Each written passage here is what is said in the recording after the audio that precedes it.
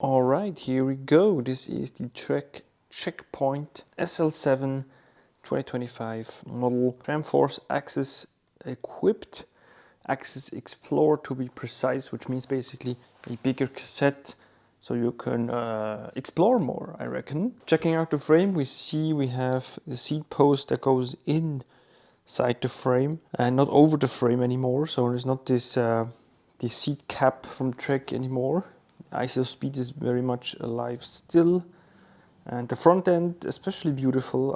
I think very sleek. This right here is a size M, and what's really striking about this frame, about this new model, is the enormous tire clearance. This is a 42 tubeless tire on a 25mm inner width rim. So quite a large setup. Of course, for gravel that's almost the minimum today, but you still see the tire clearance that the frame leaves us with. It comes with those Bontrager AOS Elite 35Vs. As I said, 25mm inner width, carbon fiber rim, standard alloy hub with standard not straight pull spokes, which is pretty nice. Should be a bit more accessible to have it replaced in a bike shop. Then we have a lot of engagement.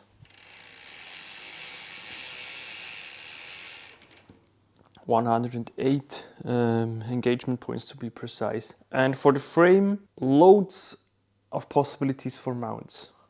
Be it a rack, be it a fender, you basically have it all. Also in the front, it's also ready to have a top tube bag right here, additional bottle cages, and then of course this little compartment right here, in which you'll find this little bag that you can stuff full of spare stuff like inner tubes, repair kits, chain, tool, anything else, and you still have a lot of space that goes up.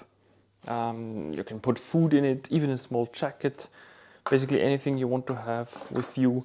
Maybe even an emergency cover or emergency blanket, I'm sorry. So you have it all in there in case you need anything, and you can also leave it in there and it doesn't really bother too much. Those bikes come standard with a 40-tooth chainring. With the size M, we have a 170mm crank and then the 1044 cassette in the rear. The levers are of course the newer style levers from Tramforce, which should be a bit more comfortable, a bit more ergonomic than the older ones. We have the GR Pro from Bontrager, a carbon fiber handlebar with a bit of flare, not too much, but there's still some flare. It's quite wide actually, but for gravel that is suitable, I guess. Then we have those Girona Race Shop Limited tubeless tires from Bontrager with the tan wall, which of course looks pretty stylish. They are set up tubeless. A T47 bottom bracket, pretty nice. So a screwed in bottom bracket rather than a press fit one.